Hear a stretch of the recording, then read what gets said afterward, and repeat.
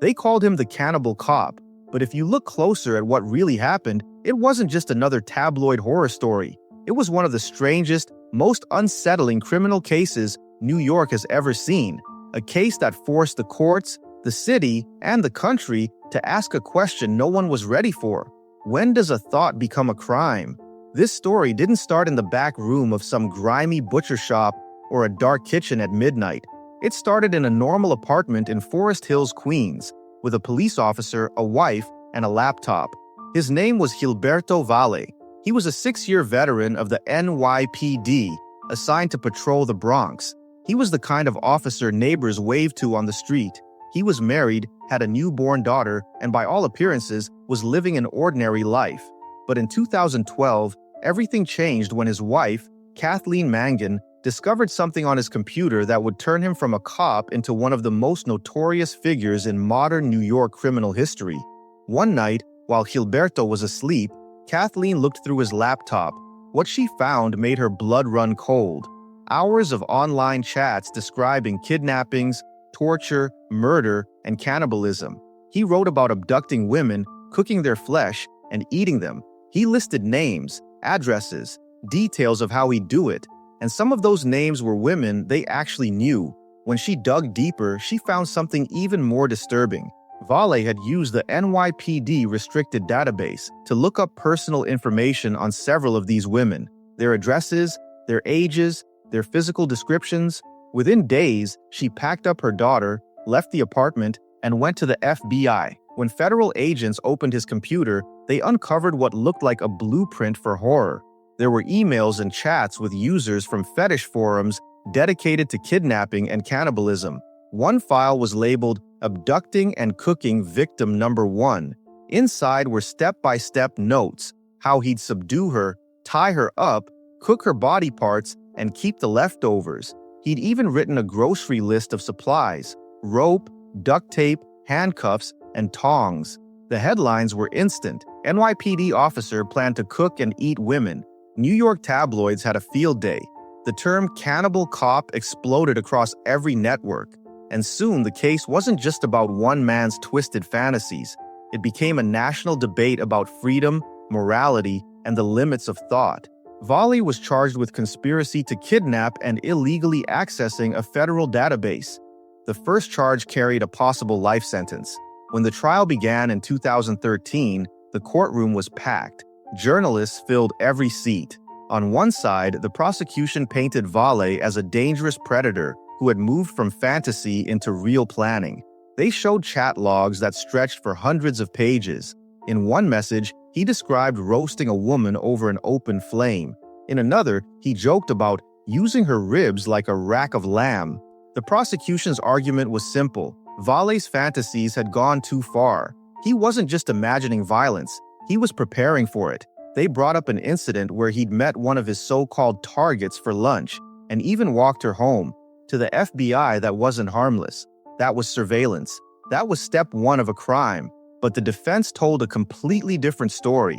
They said Gilberto Valle was guilty of nothing more than having dark thoughts.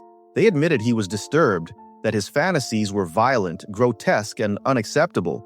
But they insisted they were fantasies, that he had never acted on them, never harmed anyone, never even bought a single tool he'd mentioned in the chats. His lawyer, Julia Gatto, told the jury, "You may find his thoughts repulsive, but in this country, thoughts are not crimes." That line would define the case, because when the FBI checked his apartment, they found no weapons, no torture devices, no cooking equipment, no secret basement, nothing. All they had were words, thousands of words typed behind a computer screen. And those words were deeply unsettling, yes, but could they really prove that Valle intended to act? It became one of the most legally complex trials in modern memory. The prosecution argued that Valle's actions showed real-world steps toward kidnapping. The defense argued that every bit of evidence pointed toward online roleplay, a disturbing but harmless form of escapism shared by consenting adults in niche forums. The jury deliberated for days, and when they returned, they delivered what the media wanted: guilty on all counts. The cannibal cop was going to prison, but that wasn't the end. Months later, the case took a shocking turn. Federal Judge Paul Gardef reviewed the evidence and did something almost unheard of. He overturned the kidnapping conviction. He ruled that Valle's conversations, while vile, were protected speech under the First Amendment. The judge wrote that no real-world steps were taken and that the entire case hinged on fantasy role-play. Valle was released after nearly 2 years in jail. He walked out a free man, but not the same man who'd gone in. The world still called him the Cannibal Cop. He lost his job, his wife, his home, and his reputation. He tried to rebuild his life quietly, writing a book and speaking publicly about his ordeal. But the damage was permanent. His case raised haunting questions about where the line lies between imagination and criminal intent. If a person fantasizes about violence, even graphically, but never acts, can they still be punished? Can a crime exist in the mind alone? Prosecutors warned that releasing him was a mistake, that men like Valle don't just fantasize forever. Defense lawyers countered that punishing thoughts would open the door to policing ideas. The media debated whether he was a misunderstood man or a ticking time bomb. Some saw him as a victim of moral panic. Others saw him as proof that evil doesn't always need an act to exist. And there was another irony, one that made headlines again in 2014. While in prison, Gilberto Valle had worked in the kitchen. Inmates joked that the Cannibal Cop had become an actual cook. He made pasta, pizza, soups, normal food for real people. When reporters asked if the irony bothered him, he said quietly, "I don't think it's funny, but at least I got good at something." After his release, he leaned into that identity. He started a small blog about cooking. He gave interviews where he admitted that his fantasies were wrong but insisted they were never real. In his own words, "I never hurt anyone, not one person." Still, the nickname stuck. The public never forgot. The story of Gilberto Valle isn't one of blood or cannibalism. It's a story about fear, the fear of what people might be capable of when no one's watching. It's about how technology lets the mind wander to places darker than ever before. It's about how the internet exposes the hidden corners of human nature, the parts polite society pretends don't exist. For New York, it was another chapter in a city that's seen it all, from mobsters to corrupt cops to killers hiding in plain sight.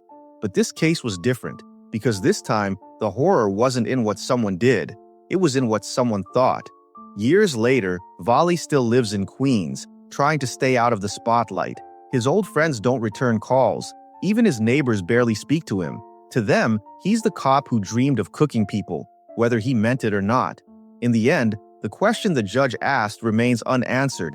How do you punish a crime that only existed inside someone's head? Maybe the answer is that you can't. Or maybe the answer is that once an idea is written, shared, and spoken, it's not just in someone's head anymore. Either way, New York remembers the Cannibal Cop, the man who blurred the line between imagination and reality and forced the world to confront one uncomfortable truth. Sometimes the darkest crimes aren't the ones that happen in the streets. They're the ones that start in the mind.